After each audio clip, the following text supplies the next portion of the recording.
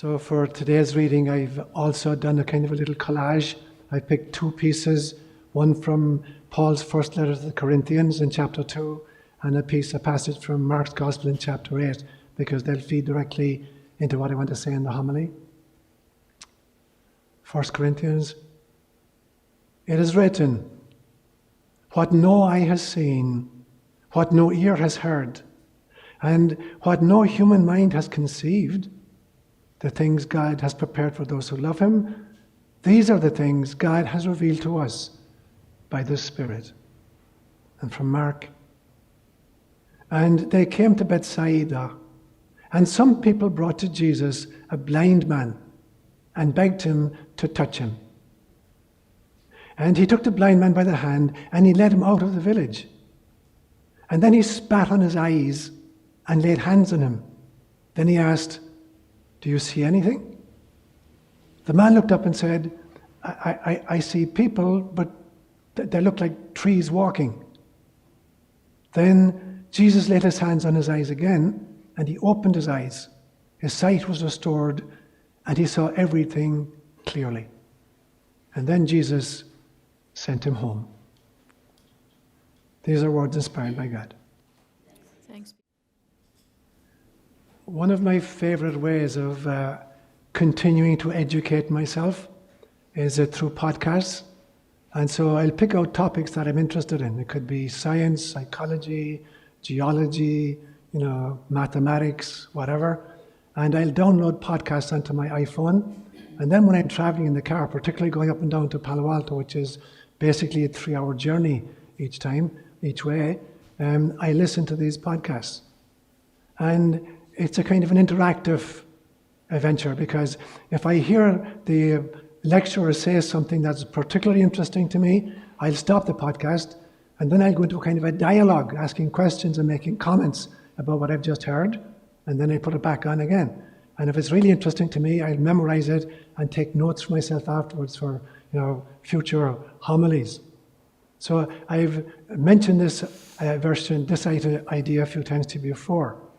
On one occasion, I was listening to a podcast of a cosmologist called Brian Swim, a Californian cosmologist, and he made this statement that really stopped me. So I turned off the tape to think about it. And what he said was, 1 billion years ago, there was no color on planet Earth. And I said, what? And I turned off the podcast and I began thinking, he's saying, Brian, are you telling me that 1 billion years ago, the sky wasn't blue and daffodils weren't yellow and grass wasn't green? So I turned back on the podcast and he says, 1 billion years ago, there was no color on planet Earth. Because 1 billion years ago, the eye had not yet been invented. The eye was actually invented about 545 million years ago by a little insect called a trilobite. Before that, there was no eye.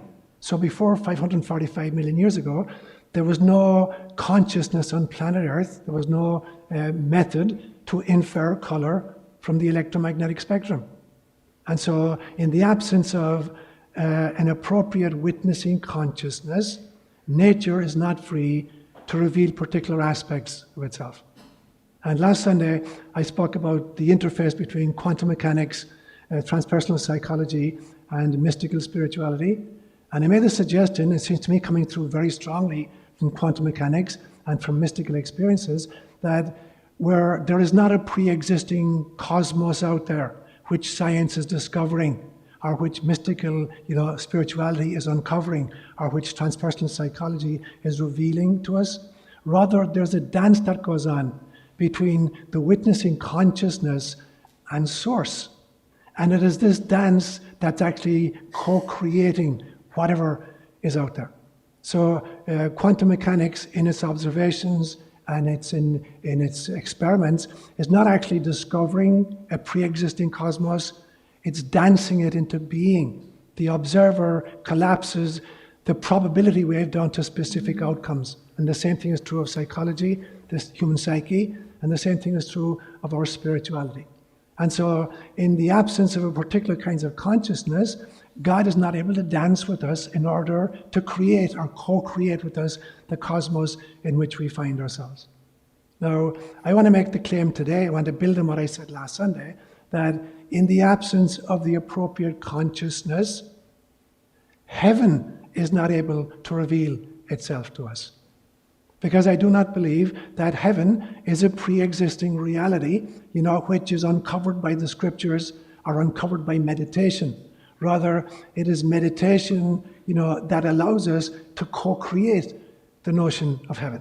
Heaven is going to be very, very different depending on the consciousness that's dancing with God. And so, depending on who's dancing with God and how we're doing it, a different version of heaven is going to reveal itself to us. And that's what I want to talk about today. I'm going to make 4 main points this morning. So firstly, I'm going to make a few introductory remarks. And then I'm going to talk about near-death experiences. And then thirdly, I'm going to talk about the kingdom of heaven. And then fourthly, evidence for the existence of the kingdom of heaven on earth, not just in the afterlife, but on earth. So they're the 4 points I'll make this morning rather quickly. So number one, a few just introductory remarks. I don't believe in death, that death exists, that somehow death is the end of life. I don't believe that for a moment. I believe that there is only life. And I believe, in fact, that there is only one life. So the life I am living, and the life that Jane is living, and the life that Bernadette is living, it's the same life. I don't have one life, and you have another life. Or, insects or oak trees have different lives from human beings. They manifest this differently. So there is only one life. It is the energy of source, the energy of God. And this dances itself into manifestation depending on the degree of witnessing available to the particular form. So oak trees witness it one way. Human beings witness it a different way. And each of us human beings brings a different kind of a witnessing consciousness to the dance with God. But ultimately, there is only one life. And this life is coursing through, whether it's insects or avatars, whether it's through Jesus Christ or Judas Iscariot, it's the same life force coursing through everything. And this life force begins in the womb of God. And it's a single trajectory, a single safari that winds up eventually at God's heart. It's like a mother who conceives a baby, carries it in her womb, and then gives birth to it. And the first thing she does with it, she puts it on her breast, right next to her heart, and she suckles it. So that's what evolution is, basically a journey from God's womb to God's heart. It's a single trajectory. It's the evolution into enlightenment. Now, each of us will experience this journey in perhaps different phases or different stages. And so I believe, for instance, we experience a pre-incarnational form. Even the individual human being sitting in the pew here today, you have experienced a pre-incarnational stage of life. You're experiencing now an incarnational stage of life. At some stage, you'll experience a post-incarnational phase of life, and then you'll experience a reincarnational stage of life. But it's only one life coursing through the whole thing. And so I find biology to be a very, very strange science. So biologists think that by taking a living frog and killing it and dividing it up into 1 million pieces, and then trying to reassemble it, that you can understand a frog. And of course you can't. You can understand maybe the anatomy of the frog, which is kind of its basic form, or even the physiology of it, what it does, with its particular functions, but you don't understand a frog. You can't understand a frog by killing it and dividing it into 1,000 pieces. And theology makes the same mistake. Theologians make exactly the same mistake as biologists do. They take the ineffable visions of the mystics and they dissect them into 1,000 concepts. And then they put the concepts together in some kind of a theological theory, and then they pronounce a dogma. And they think that the dogma has captured the ineffable vision of the mystic. And of course, they can't. And so I would claim then that in order to understand life, we need to understand heaven. And in order to understand heaven, we need to understand life. And if I don't understand heaven, I can't understand life fully. And if I don't understand life, I can't understand heaven fully. So that's what I'm proceeding now for the next 3 points. So my second point then, I'm going to talk about near-death experiences. So if you've read anything about near-death experiences, the name that comes up immediately is Ray Moody. He was the guy way back in the 70s who wrote a book Now, at this stage, because of medical ability to resuscitate people, literally hundreds of millions of human beings have had near-death experiences. So what's a near-death experience? When somebody has been pronounced clinically dead. And there are 3 indicators of that, according to medicine. The first one is that the brain is flatlining. The second one is that the heart has stopped beating. And the third one is the lungs are no longer working. So if I'm not breathing, and my heart isn't beating, and my brain is flatlining, that's the technical definition medically of death. Now, there have been literally, at this stage, throughout the world, hundreds of millions of human beings for whom that has occurred. They've flatlined, they've stopped breathing, and their hearts have stopped beating, but they've been resuscitated. And so the great name associated with that is Ray Moody. But in my opinion, the guy who has taken that to a whole new level is a psychologist at the University of Connecticut, a guy called Kenneth Ring. Because Ray Moody, who's an MD, was fascinated by the medical consequences of the near-death experience. But Kenneth Ring was fascinated by the metaphysical and psychological and sociological ramifications of what this might mean. Now, I'm sure if you're au fait with the near-death experience literature, you know that there are particular events that seem to go along with it. So firstly, there's some kind of a journey through a tunnel. And then there's a light. You're being attracted to this extraordinary light. And then you meet some kind of a divine figure or an angelic being or a mentor or a dead family member to welcome you to the other side. And then there's some kind of a life review, which is multifactorial, that you get to experience every event of your life from the perspectives of everybody involved with it. And then at some stage, you're told you have to go back into this really bruised body of yours. So we're all pretty much au fait with that near-death experience with those particular elements. But there are other elements that you may not have heard of, and for me they're more fascinating than those. And the first one is that these people report that time shrinks to zero because you're literally traveling at light speed. Einstein's theory of relativity tells us that if we travel at light speed, time shrinks to zero and space disappears, shrinks to zero. So that we have that experience with the near-death experience, that an entire lifetime and all of the perspectives of all of the people involved in every event of your life is telescoped down into a matter of, it appears to be just seconds.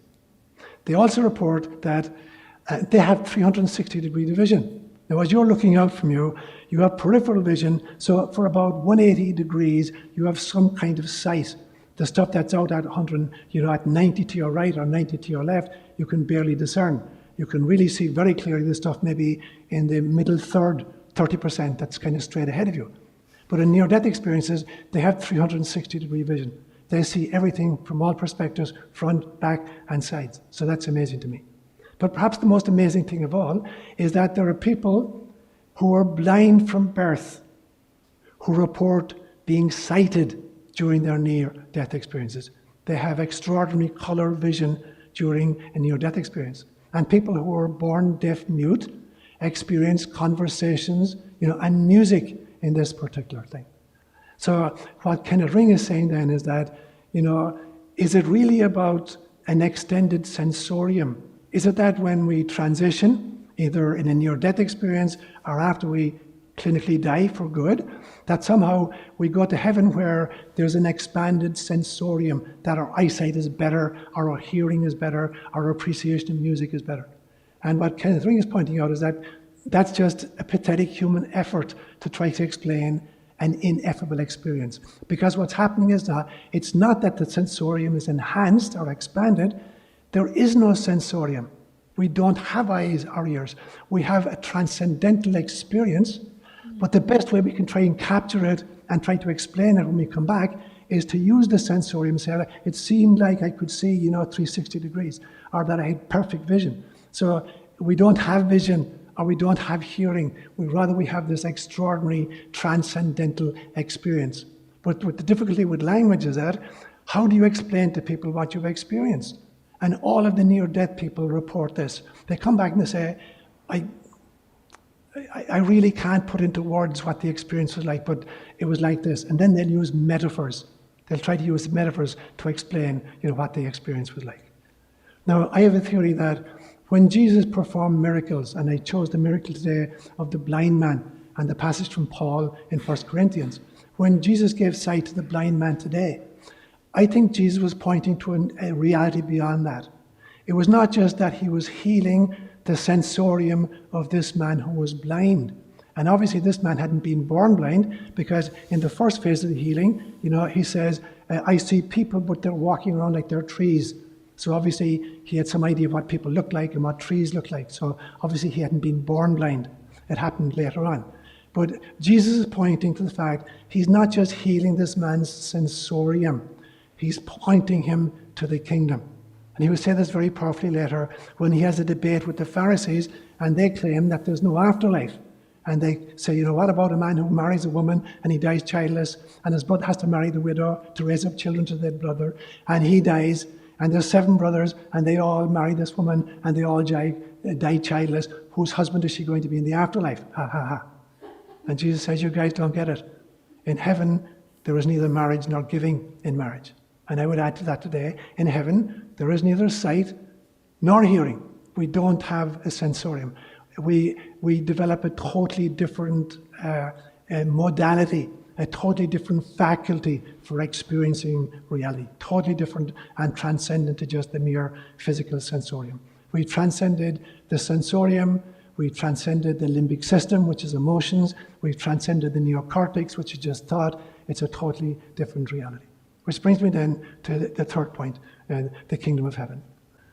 In this beautiful passage from 1 Corinthians chapter 2, Paul says, eye has not seen, nor ear heard, nor has it even entered into the human imagination, the things that God has prepared for those who love him. And of course we think, oh, great. So, on planet Earth, our eyes deliver us this kind of a delight, whether it's a sunset, or a daffodil, and our ears develop particular kinds of beauty, like a Beethoven symphony, and our imagination could take us into beautiful scenarios. And when we go to heaven, God is going to give us more of the same, or even better. And Paul is saying it's not that at all. Eye has not seen, nor ear heard, nor has it even entered into the mind of human beings what things God has prepared for those who love him. So what I'm hearing Paul say is that we transcend completely. We've gone beyond the eyes. We've gone beyond the ears. We've gone beyond even the imagination, because our experience on the other side, it is not something that is an enhanced version or an exaggerated version or an expanded version of what we experience here on earth. It's totally different. But the thing is, we can only experience according to the level of our evolution. In the same way that, an inappropriate witnessing consciousness cannot infer color until the trilobite came across. We cannot experience the facets of heaven which are beyond our evolutionary state in our enlightenment. And so, again, it's a dance. Heaven is this dance between the soul and source, and they co-create heaven between them. There's not a pre-existing version of heaven so that when Chris gets there, and Margaret Parra gets there, that they're both going to experience the same kind of thing. It's not that. It's that each soul is going to dance with God and co-create the version of heaven which is most appropriate for their own level of evolution. And the problem is that you can't, if you could come back and kind of tell us what your experience is like, you couldn't. You'd be tongue-tied literally. And so the best you could do is to try to express it in metaphor, which is why Jesus, who had that experience, couldn't explain it to us. He could only use parables. Every time they asked him, tell us about the Father, show us the Father, he could only resort to parables. How can you share an experience, about that which is ineffable, and particularly with people who aren't advanced enough like Jesus' disciple to understand it? If he were somehow to communicate to them what his experience of heaven is like, they couldn't get there. It's like trying to explain quantum mechanics to a toddler. They don't have the equipment to unpack what you're telling them. And so Christ he'll laugh and say, well, here's the best I can do. Once upon a time, there was a rich man who, whatever, and then he'll tell a parable. And so heaven is not this place where once we get there, we have universal and immediate omniscience. So that every one of us who crosses over and we land at the other side, we know immediately who killed JR. Or we can create a formula for prime numbers. We can figure out some kind of an algorithm to create prime numbers. It's not like that. When we get there, we can only experience that which we're capable of experiencing because of the level of our evolution, during our lifetimes. Which makes it very exciting, because it's different from every one of us. Which makes it very exciting, because it's not boring. It's not that we're sitting in concentric circles with harps and flutes and mouth organs, praising God for all eternity. That would get boring really, really quickly. Every single one of us is going to have a unique experience depending on where we've arrived in the lifetime before, and in subsequent lifetimes, as we've moved on, we'll unpack heaven, or in fact, we'll co-create heaven differently with God and with Source.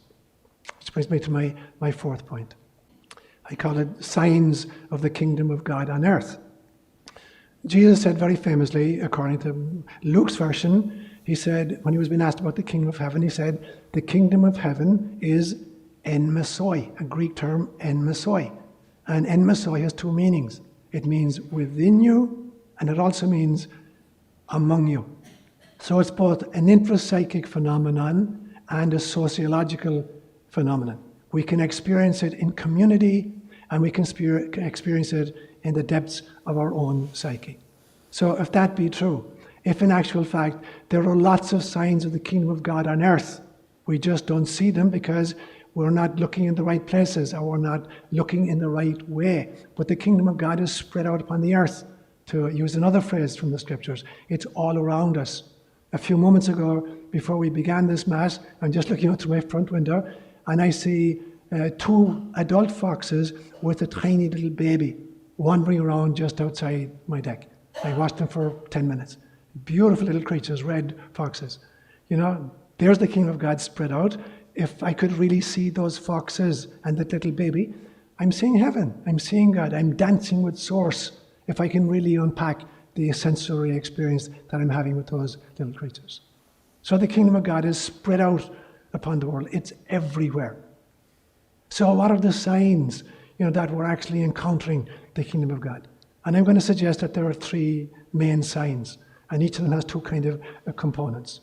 And I think the first sign that we have really encountered the kingdom of God and understood it at least, or could unpack it a bit, is laughter. And I don't mean derisive laughter where you're making fun of somebody. I mean the laughter that happens when you pierce the illusion, where you get it. Duh! I can't believe I've been watching this for 72 years and I didn't get it. And now for the first time I see it. There's this beautiful story in one of the Gnostic scriptures where Jesus is being baptized by John the Baptist in the Jordan. And as soon as he comes out of the water, he breaks into this huge belly laugh. He cracks up.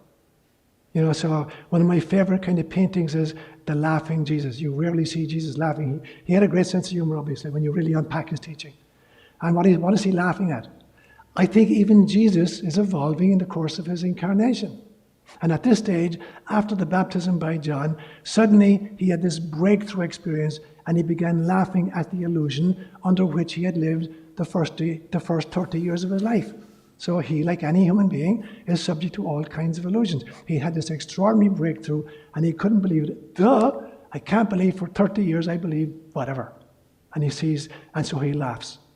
So the first kind of laughter is laughter at the illusion under which you had lived for most of your life, and the sudden realization of what reality really consists of. And the second kind of laughter is when you laugh on behalf of others. It's not that you're now laughing at others. You're laughing at others who are still caught in the illusion, not kind of derisively or not, oh, what a great guy am I. It's the laughter that, as a parent, when you see your little 9-month-old baby trying to stand up and she falls on her backside and she tries again and she falls, and you start laughing as parents. You're not laughing because the child is falling down. You're laughing because you're realizing she's making a breakthrough. After 10 or more times, she learned to stand up, and then she learned to walk, and eventually she learned to speak. So you're laughing in joy at the evolutionary trajectory in which your child is involved. So the second part of the laughter is when you laugh at the illusions under which the world is living. Not because you're cynical or you're proud of your own ability, but because you begin to see that the planet itself is destined ultimately to wind up at the breast of God. And you're happy that that's going to happen. And so you laugh. And your attitude towards life then is an attitude of happiness. You're not going to be thrown by political events or by economic events or even by personal events. You're going to be able to see through all of that and realize what really is. And the second great quality of the kingdom on earth, I believe, is love. Again, with two aspects. Love has many, many different kind of manifestations. But particularly, I think, the manifestation of compassion. Allied to the laughter at yourself and at the world, there's compassion for others and compassion for the world. That they're still stuck in an illusion which is occasioning them extraordinary suffering. And your heart reaches out because you want somehow to help heal the suffering which is occasioned by the illusion under which they're living. And allied to that, the second form of love is forgiveness. And this is not to excuse, bad behavior or to condone it in any way. It is to understand it and to realize that all evil is coming out of the illusion that people are trapped in. And once you have laughed for yourself and laughed for others, and once you have had compassion for the people in the illusion, you now offer forgiveness to everybody who's stuck in the illusion. You're not going to blame them. You're not going to get angry with them. You're going to be able to understand why they're doing what they're doing and to reach out in forgiveness. And the final, I think, indicator of seeing the kingdom of God on earth, is being able to see God. To be able to see God in all sentient being. The 3 foxes outside my window, half an hour ago. To see God in all beings, whether they're the Hitlers of the world, or the Mother Teresas of the world. And secondly, to be able to see God in all situations. There is no situation that you are experiencing right now, whether you're watching it on television or you're experiencing it in your own family. There is no experience you're having which is not somehow being held in God's hand and pressed to God's breast. And if you can see that, if you can see that God is holding you tightly to our heart, then there's no situation that's going to throw you. So I'd like to offer my own kind of definition of enlightenment this morning. I think that enlightenment is when you hug God so tightly that it releases a tidal wave of love that covers both of you, and then becomes an ocean of cosmic compassion that enfolds all of creation in its embrace, even and maybe especially your enemies. Then you're enlightened. Bon voyage.